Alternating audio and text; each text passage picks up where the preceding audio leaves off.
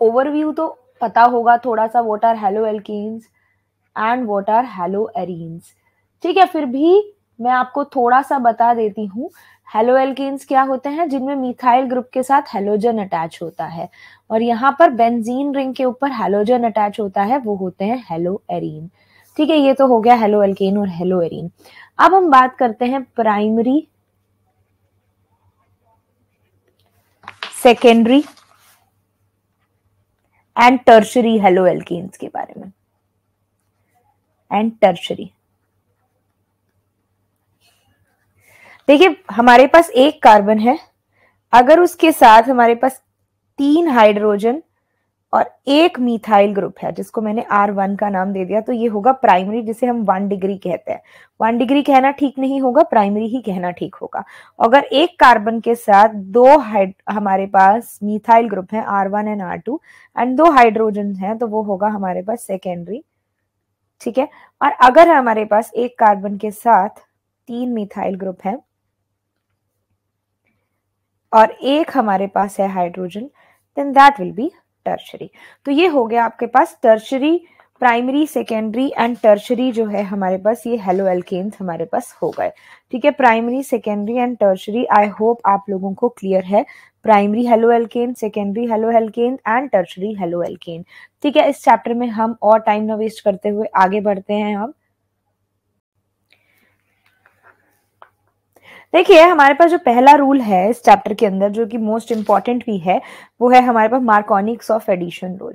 मार्कोनिक्स of addition rule को हम mark rule भी कहते हैं, पर हमें पूरा लिख देती हूँ, मार्कोनिक ऑफ एडिशन रूल।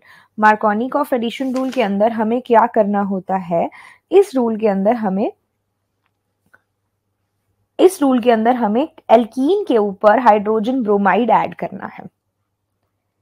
ठीक है, एल्कीन के ऊपर हमें हाइड्रोजन ब्रोमाइड ऐड करना है, मार्कोनिक ऑफ रूल। ठीक है, we have to take 1 alkene, जैसे कि हमने यहाँ पर CH2 डबल बॉन्ड CH2 ले लिया। ठीक है, इस पे आप HBr ऐड करो, तो एक जगह जाएगा हाइड्रोजन और एक जगह जाएगा Br, पर यहाँ पर दोनों कार्बन सेम है। ठीक है, यहाँ पर दोनों कार्बन सेम है, क्योंकि यहाँ भी अगर आप हाइड्रोजन लगाएंगे तो इसके पास भी 2 हाइड्रोजन है, इसके पास भी 2 हाइड्रोजन है, कहीं पर भी आप Br लगाएं, कहीं पर भी आप हाइड्रोजन लगाएं, कोई फर्क नहीं पड़ता, क्योंकि दोनों जो है सेम है। Then the product will be CH3 CH2 Br, और अगर हम इसे लिख दें CH2 Br CH3, hardly make the difference, तो दोनों ही सेम है, तो इसमें कोई फर्क नहीं पड़ता। ये रूल वैलिड है अनसिमेट्रिकल एल्कीन्स के लिए। ये रूल बना है अनसिमेट्रिकल एल्कीन्स के लिए। अनसिमेट्रिकल एल्कीन्स के लिए ये रूल बना है, मार्कोनिक ऑफ रूल। अनसिमेट्रिकल एल्कीन, जैसे कि देखिए हमारे पास अगर ये एल्कीन है RCH2, ठीक है, डबल बॉन्ड CH2, यहां पर हम RCH कर देते हैं, CH2 की जगह हम इसे RCH कर देते हैं। ठीक है, तो ये हमारी कार्बन की क्या हो जाएगी? वैलेंसी। कार्बन का हमारा ऑक्टेट जो होगा पूरा हो जाएगा। ठीक है, तो ये हमने ले लिया कंपाउंड। अब देखिएगा ये अनसिमेट्रिकल है, इस कार्बन के पास R है और इसके पास नहीं है। अगर यहां पर आप HBr ऐड करेंगे तो ये सवाल उठेगा कि कहाँ हाइड्रोजन जाएगा और कहाँ Br जाएगा। तो इस रूल के अकॉर्डिंग हाइड्रोजन हमेशा अपने लोगों के साथ जाता है, जहां इसके लोग ज्यादा हैं। तो इस कार्बन के पास 1 हाइड्रोजन है एंड इस कार्बन के पास हमारे पास कितने हैं? 2 हाइड्रोजन। तो हमारा हाइड्रोजन कहाँ जाना पसंद करेगा? यहाँ पर। ठीक है, तो हमारे पास प्रोडक्ट बन गया RCH2 CH3। ये हमारे पास हाइड्रोजन चला गया, पर अब Br भी तो कहीं जाएगा, तो यहाँ हाइड्रोजन ना होके यहाँ पर हमारे पास Br आ जाएगा। तो ये हमारे पास मेजर प्रोडक्ट बनेगा। This will be the major product. ये वाली रिएक्शंस पूछी जाती हैं बेटा, इससे क्वेश्चंस पूछे जाते हैं, तो इसे ठीक से पढ़ लीजिए, रिवीजन ही करा रही हूँ इनफैक्ट। तो ये वो टॉपिक्स हैं जो कि इंपॉर्टेंट है ऑर्गेनिक केमिस्ट्री के, मैंने वही टेकअप किए हैं। RCH2 CH2 Br, ये होगा आपका minor product. This will be your minor product. तो this was all about Marconics of addition rule. अब हम बात करेंगे anti Markovnikov's of addition rule की, इससे ऑपोजिट जो चलता है उस रूल की। तो चलिए उसको भी एक बार देख लेते हैं। Anti Markovnikov's of addition rule को anti Markovnikov's of addition rule को मैं एंटी मार्क लिख देती हूँ, anti Markovnikov's of addition rule. ठीक है, इसमें क्या है, again we are having one unsymmetrical alkene. अब इस एल्कीन पे हमारे पास HBr हमें ऐड करना है, पर अब ये HBr परऑक्साइड की प्रेजेंस में है। जनरली इस रिएक्शन में हम लेते हैं बेंजोइल परऑक्साइड, हम यहाँ पर बेंजोइल परऑक्साइड लेते हैं। तो अब जो हाइड्रोजन अपने लोगों के पास जा रहा था वो अब अपने लोगों के पास ना जाके दूसरी जगह चला जाएगा। ठीक है, यहाँ पर हमारे पास एक C आएगा, एक हाइड्रोजन आएगा, सॉरी। तो यहाँ पर हाइड्रोजन को एक्चुअली इस कार्बन पे जाना चाहिए था, पर इस कार्बन पर ना जाकर वो साथ वाले कार्बन पे चला जाता है और मेजर प्रोडक्ट बन जाता है RCH2 CH3 Br। This is the major product. ये किसका मेजर प्रोडक्ट है, anti Markovnikov's of addition rule का। तो I hope Markovnikov's of addition rule और anti Markovnikov's of addition rule आप लोगों को दोनों क्लियर है। ठीक है, तो अब मैं यहाँ पर नेम रिएक्शंस की बात करती हूँ, जिसमें हम हेलोजन एक्सचेंज रिएक्शंस की बात कर रहे हैं। हेलोजन एक्सचेंज का आप नाम से तो समझ ही गए होंगे कि इस रिएक्शन में हेलोजन एक्सचेंज होता है, क्योंकि आप हेलो एल्केन पढ़ रहे हो तो एक तो आप सीधा सीधा ले लो CH3X, दूसरा मुझे यहाँ आयोडाइड बनाना है, मिथाइल आयोडाइड। तो मैंने सोडियम के साथ आयोडाइड ले लिया। देखो यार, तो ये तो बड़ा कॉमन सा है, सोडियम के साथ तो बहुत सारी चीजें यूज होती हैं, तो हमने यहाँ सोडियम आयोडाइड ले लिया। और यहाँ पर हम इस रिएक्शन को करते हैं ड्राई एसीटोन की प्रेजेंस में। इस रिएक्शन को हम कर रहे हैं ड्राई एसीटोन की प्रेजेंस में और हमें मिल रहा है CH3I plus NaX, and this reaction is the name reaction and it is known as Finkelstein reaction. This is Finkelstein reaction। और अगर हमें आयोडाइड ना बना के हमें फ्लोराइड बनाना हो तो हम यहाँ पर स्वार्ट्स रिएक्शन का यूज करेंगे। That will be the Swarts reaction. Again हमारे पास हेलो एल्केन है, इसके अंदर बेटा हम क्या ऐड करेंगे, हेलो एल्केन में we will be adding either AgF और we will be adding Hg2F2, और भी रिएजेंट्स हैं पर आप ये दो ही याद रख लो, RF। ठीक है, तो ये हो गया हमारे पास, this is Swarts reaction, Swarts reaction. ठीक है, this is Swarts reaction. Halogen exchange की दोनों रिएक्शन हमने कर ली, one was Finkelstein and then other is Swarts reaction. अब हम बात करते हैं फिजिकल प्रॉपर्टीज की, physical properties of haloalkanes. Physical properties से ना जो क्वेश्चन पूछे जाएंगे ना वो बहुत ही इजी होंगे और फ्री के मार्क्स हैं, तो इनको तो छोड़ के ही नहीं जाना। फिजिकल प्रॉपर्टीज तो बहुत इजी क्वेश्चंस इससे बन जाते हैं। सबसे पहले हमारे पास आता है melting and boiling point. Melting and boiling point में देखना बेटा, हेलो एल्केन्स आप लोगों को इतना तो पता ही है कि लाइक डिसॉल्व, लाइक नमक ही पानी में डिसॉल्व होएगा, नमक ऑयल में तो डिसॉल्व होगा नहीं, क्योंकि ऑयल पोलर नहीं होता जबकि पानी पोलर होता है। और अगर हम बात करें हेलो एल्केन की तो वो RX, तो यानी कि कार्बन के साथ मान लेते हैं हम यहाँ पर Br जुड़ा है, तो यहाँ पर कार्बन और Br के बीच में, क्योंकि दोनों ही नॉन मेटल है, इलेक्ट्रोनेगेटिविटी डिफरेंस कम होगा, तो ये स्लाइड पोलर कंपाउंड है, तो हम इसे कहेंगे कि they are insoluble in water, they are insoluble in water. तो ये तो हमने मेल्टिंग एंड बॉइलिंग पॉइंट से इसकी पहले क्या डिस्कस कर ली, इसकी सॉल्युबिलिटी। तो हमने इसकी ये थी सॉल्युबिलिटी की दे आर इनसॉल्यूबल, क्योंकि इनके बीच में इलेक्ट्रोनेगेटिव डिफरेंस उतना नहीं है, ये partially delta positive and this will B delta negative, जबकि वाटर में इलेक्ट्रोनेगेटिविटी डिफरेंस बहुत ज्यादा है, तो ये ऑलमोस्ट इनसॉल्यूबल है वाटर में।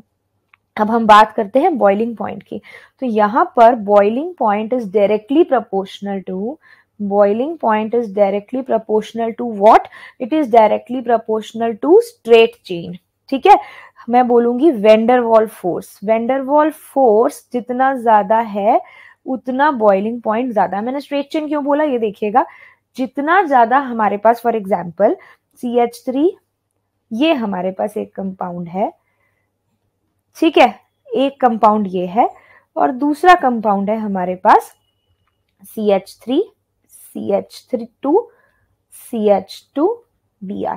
ठीक है, तो यहाँ पर हमारे पास बॉइलिंग पॉइंट इसका ज्यादा होगा as compare to this compound. Why? क्योंकि इसके अंदर बॉन्ड्स तोड़ने मुश्किल है, इसका सरफेस एरिया कम हो जाएगा, सरफेस एरिया कम हो जाएगा, surface area is less, surface area less, तो यहाँ पर हमें बॉन्ड तोड़ने इजी होंगे इसके केस में।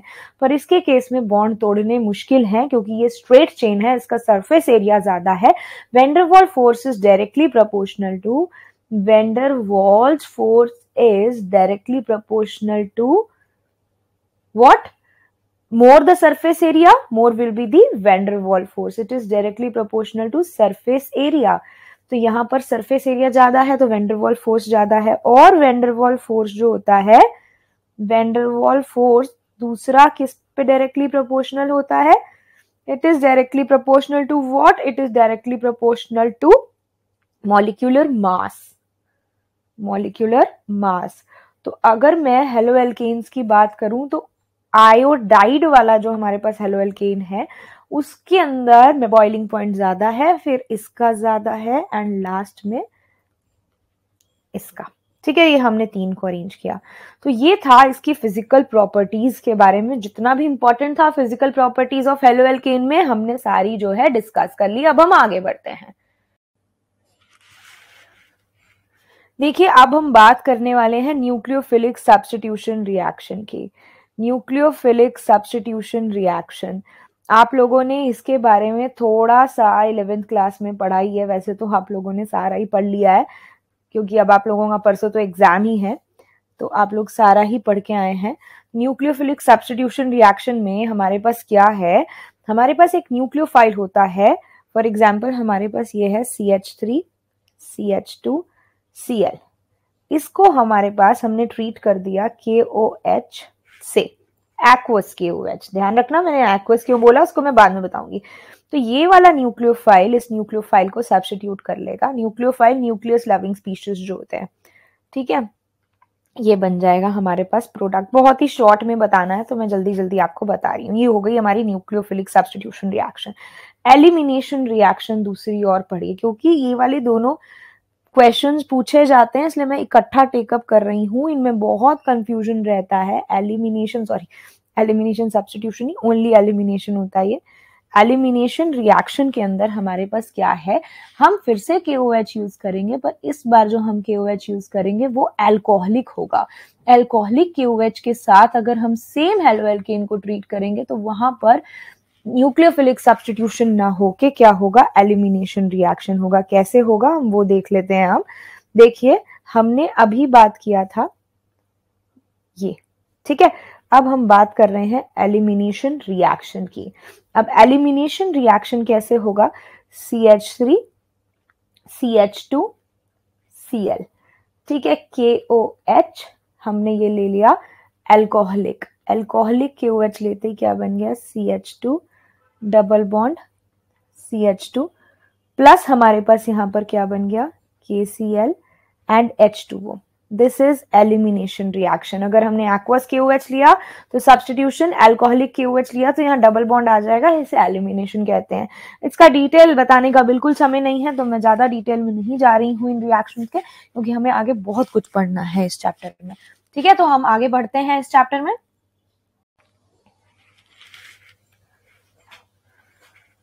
अब हमारे पास न्यूक्लियोफिलिक सब्स्टिट्यूशन में अगेन हमारे पास 2 टाइप्स हैं न्यूक्लियोफिलिक सब्स्टिट्यूशन में। एक है हमारे पास SN1 एंड दूसरी है हमारे पास SN2। सबसे पहले हम डिस्कस करते हैं SN1। इसको हम कहते हैं nucleophilic substitution unimolecular. Nucleophilic substitution unimolecular SN1। इसके अंदर हमारे पास, क्योंकि as the name only suggest है, तो न्यूक्लियोफिलिक सब्स्टिट्यूशन। अब यूनिमॉलिक्यूलर क्या बेटा, ये प्लीज ध्यान से पढ़ लीजिए, very important reaction it is. तो स्टेप 1 है हमारे पास, हमने क्या किया? एक टर्शरी हेलो एल्केन ले लिया, R1 R2 R3। अब इस रिएक्शन में ये स्लो स्टेप था, इसने क्या किया? इस स्टेप में इसको हटा दिया। क्या बना? क्योंकि ये इलेक्ट्रॉन्स लेके हटेगा, यहां पर क्या बना? R3, और ये अपना इलेक्ट्रॉन लेके बाहर आ गया। अब है हमारे पास स्टेप 2। स्टेप 2 में अब क्योंकि इसे कहते हैं कार्बोकैटायन, कार्बोकैटायन, ये पॉजिटिव चार्ज जो है स्टेबल होगा इन तीनों के इलेक्ट्रॉन देने की वजह से। मिथाइल ग्रुप्स क्या होते हैं? इलेक्ट्रॉन डोनेटिंग होते हैं, they are electron donating, electron donating group होते हैं मिथाइल ग्रुप। तो ये तीनों क्या होंगे? इलेक्ट्रॉन्स देंगे और इस कार्बोकैटायन को क्या करेंगे? स्टेबल करेंगे। तो इस रिएक्शन के अंदर टर्शरी जो होता है ज्यादा देता है ये reaction, then secondary and then primary, ये ऑर्डर होता है। टर्शरी हेलोएल्केन ये रिएक्शन सबसे ज्यादा देता है, उसके बाद सेकेंडरी देता है, लास्ट में ये रिएक्शन कौन देता है? प्राइमरी। सेकेंड स्टेप में क्या होगा? हमारे पास बाहर से एक न्यूक्लियोफाइल आएगा, बाहर से एक न्यूक्लियोफाइल आया, हमने उसका नाम ये ले लिया, उसने आके यहां अटैक किया और क्या बन गया? ये हमारे पास प्रोडक्ट बन गया R2 एंड R3। तो इस रिएक्शन में स्टेबिलिटी ऑर्डर आप लोगों को बता दिया। अब इस रिएक्शन की हम कॉन्फ़िगरेशन एक बार देख लेते हैं कि ये रिएक्शन होती कैसे है। ठीक है, तो हमारे पास स्टार्टिंग में क्या था? ठीक है, हमारे पास फॉर एग्जांपल स्टार्टिंग में ये था। चलिए इसको हम नेक्स्ट पेज पे देखते हैं ताकि इजीली आप लोगों को क्लियर हो सके। हमारे पास स्टार्टिंग में है फॉर एग्जाम्पल कुछ इस तरीके का कंपाउंड। ठीक है, हमने मान लिया ये हाइड्रोजन है हमारे पास और यहां पर हमारे पास क्या है? We are having CH2 CH3। इस रिएक्शन को हमें करना है सेम SN1 को। तो यहां पर हमारे पास क्या बनेगा? स्लो स्टेप है, स्लो स्टेप हमेशा रिवर्सिबल होता है, जो स्टेप 1 होगा आपका इस रिएक्शन में वो रिवर्सिबल होगा। ठीक है, तो इसके अंदर हमारे पास क्या बन गया? CH3 हाइड्रोजन, इसका डैश लाइन का मतलब है कि ये बिलो दी प्लेन है और ये हमारे पास इसका मतलब है अबव दी प्लेन। तो एक अबव दी प्लेन है और एक बिलो दी प्लेन है, प्लस वी आर नेगेटिव। ठीक है, उसके बाद हमारे पास जो स्टेप 2 है, स्टेप 2 जिसमें बाहर से न्यूक्लियोफाइल ने आना है, वो कैसे अटैक करेगा देखिएगा। हमारे पास यहाँ पर ये रहा, हमने यहां से ले लिया CH3। ठीक है, CH3 हाइड्रोजन, CH2 CH3। ठीक है, तो यहां पर ये हमारे पास दो केसेस बनेंगे, ये OH नेगेटिव, OH नेगेटिव, ये कार्बोकैटायन ये यहां से भी अटैक कर सकता है और ये यहां से भी अटैक कर सकता है। यहां से अटैक करता है तो जो हमारे पास प्रोडक्ट बनेगा that will be like this, क्योंकि यहां से अटैक कर रहा है तो बाकी सारे पीछे चले जाएंगे। तो यहां पर हमारे पास कुछ इस तरीके का प्रोडक्ट बनेगा CH2 CH3 CH3 OH और यहां पर हमारे पास बनेगा COH CH3 हाइड्रोजन, ये क्या हो गया हमारे पास? CH2 CH3। तो ये भी 50% बनेगा और ये भी 50% बनेगा। दोनों की कॉन्फ़िगरेशन इक्वल एंड ऑपोजिट है, तो ये इन्हें कहते हैं, ये रिएक्शन होती है रेसमाइजेशन से। रेसमाइजेशन से ये रिएक्शन होती है, यानी कि दोनों कॉन्फ़िगरेशन वाले 50-50% प्रोडक्ट्स बनते हैं। नेट हमारे पास कैंसिल आउट होके रेसमाइजेशन से ये रिएक्शन होती है। ठीक है, इन्हें हम कहते हैं 2 एनेंशियोमर्स। ये भी एक एनेंशियोमर है, ये भी एक एनेंशियोमर है, इक्वल अमाउंट में दो हमारे पास एनेंशियोमर बनेंगे। ये रिएक्शन हमारे पास होगी रेसमाइजेशन से। ठीक है, तो हम इसके मेन पॉइंट्स एक बार रिवाइज कर लेते हैं SN1 के।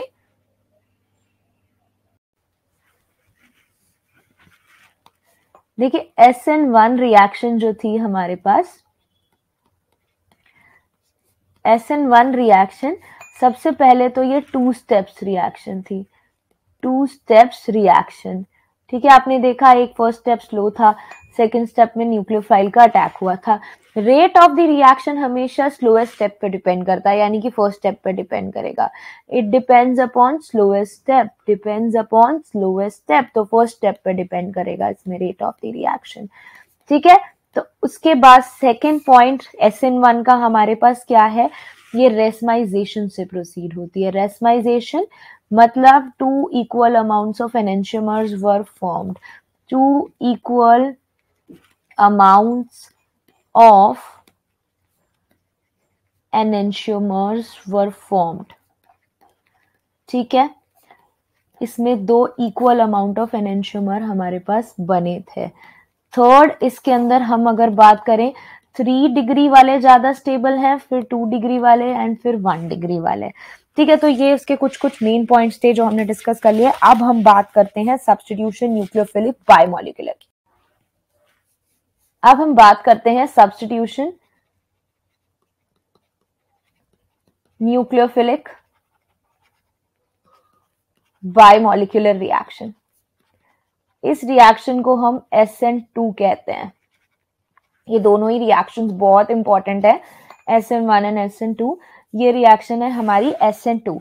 इसमें क्या होता है, हमारे पास एक हेलोएल्केन है।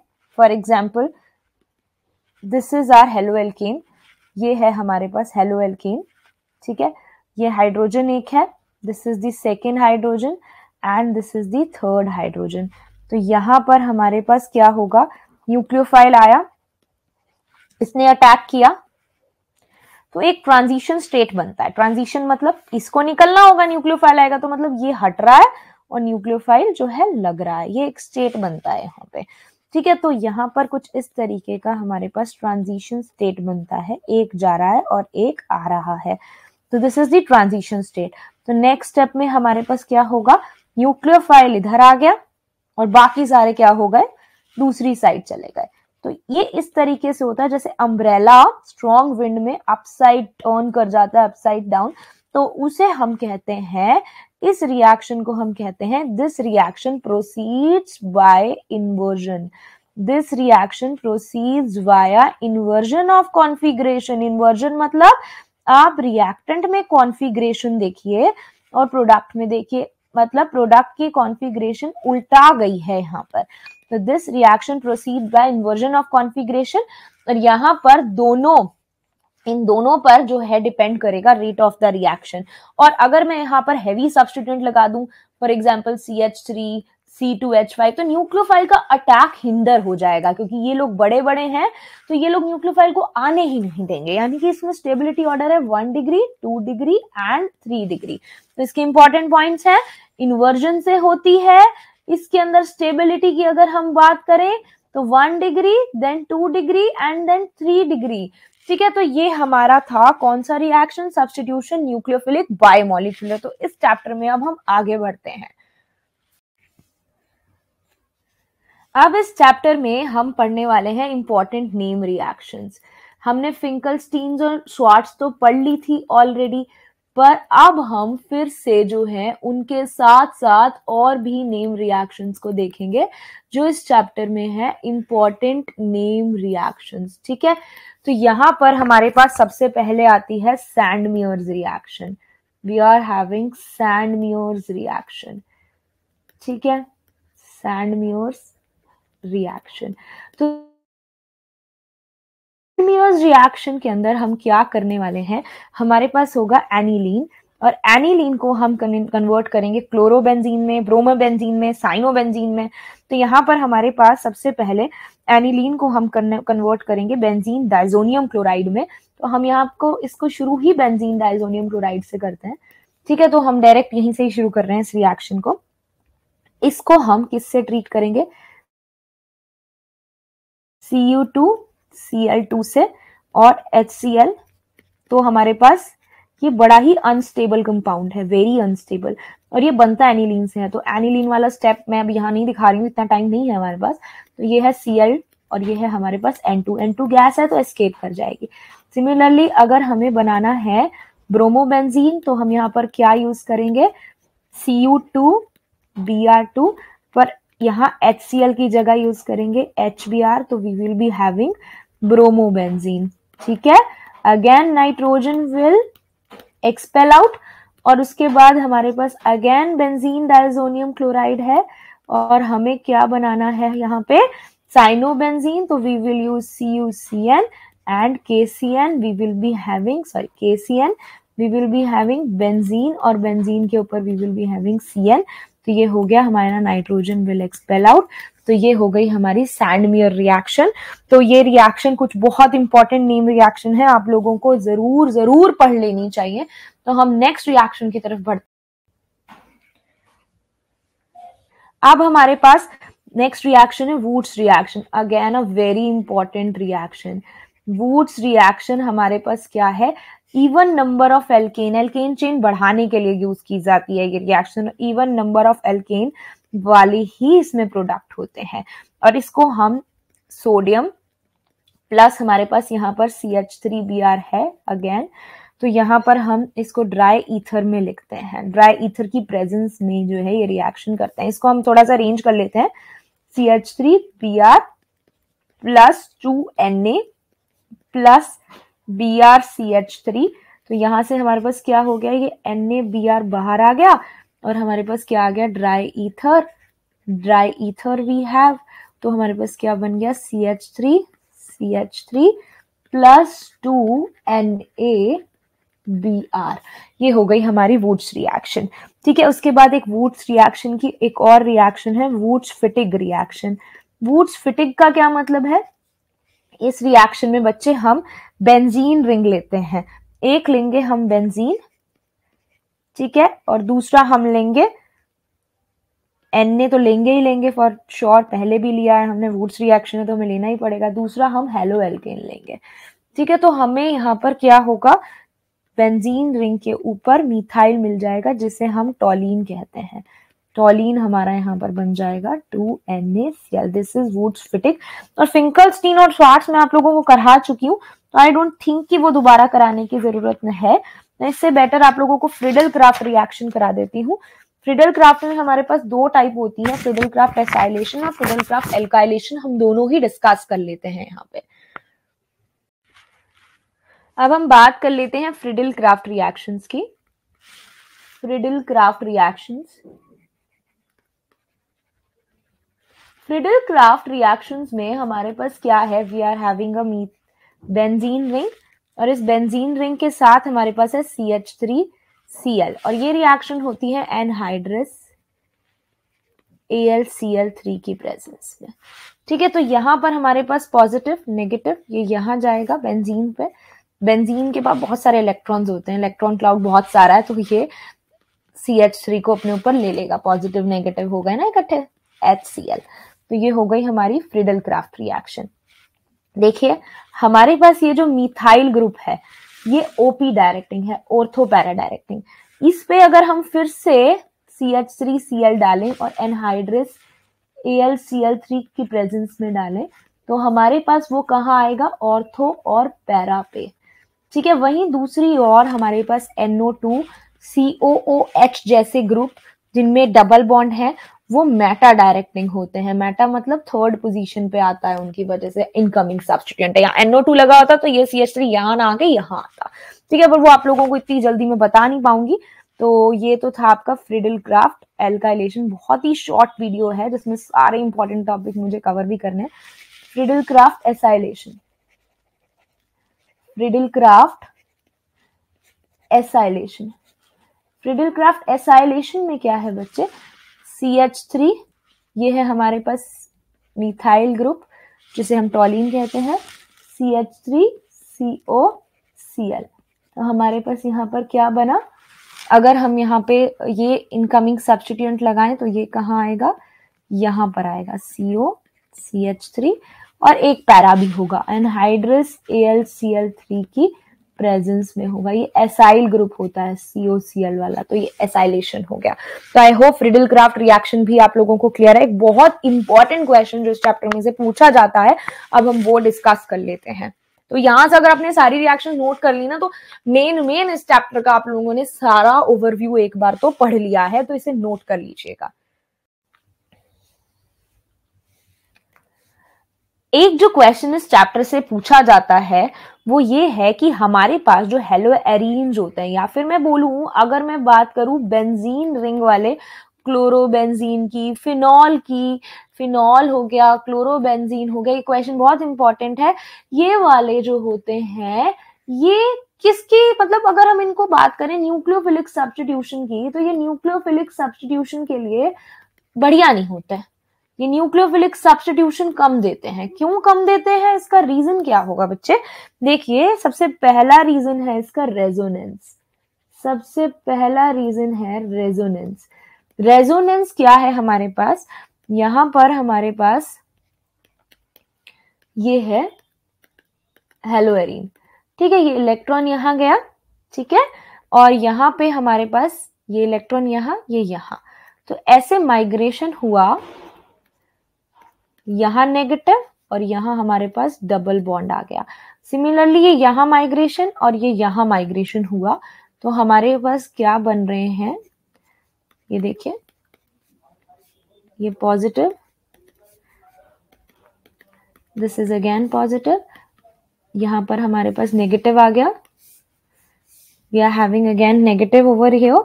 तो यहां पर हमारे पास रेजोनेंस की वजह से, आप फिनॉल और हेलोएल्केन का रेजोनेंस बना के देखिएगा तो आपको क्या दिखाई पड़ेगा, जो मेरा बेसिकली पॉइंट है यहाँ पे रेजोनेंस, तो आप यहाँ पे रेजोनेटिंग स्ट्रक्चर तो बना ही सकते हैं। यहाँ डबल बॉन्ड करेक्टर आ जाएगा, डबल बॉन्ड करेक्टर।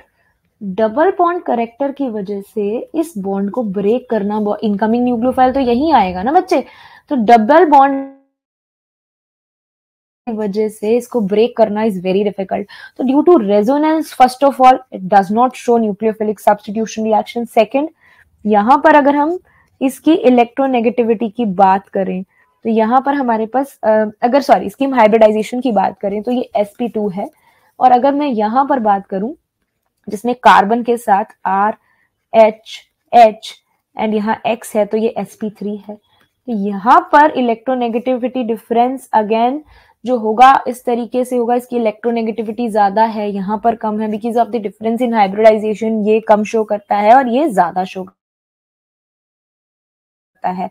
थर्ड, जो हमारे पास आफ्टर ये इसके जाने के बाद, after the cleavage of halogen group, the compound which will be left will be the phenyl cation. ये हो गया phenyl carbocation, and which is very unstable. Phenyl carbocation is very unstable. That is why ये 3 reasons हैं जिसकी वजह से आपकी जो फिनॉल है, क्लोरोबेंजीन है, यानी कि हेलोएरीन है, वो न्यूक्लियोफिलिक सब्स्टिट्यूशन की तरफ जो होती हैं, they are quite unreactive towards nucleophilic substitution reaction. Resonance, hybridization difference and phenyl carbocation is very unstable. These are the 3 reasons. ये question पूछा जाता है, that is why I had discussed this question. ठीक है, I hope इस chapter के आपको सारे जितने भी मैं आपको जल्दी जल्दी में बता पाई concept आपको थोड़े से भी clear कर पाई हूँ, तो प्लीज हमारे चैनल को सपोर्ट कीजिएगा। चलिए, थैंक यू। अब हम अल्कोहल फिनॉल्स जो है बनाने की कोशिश करते हैं।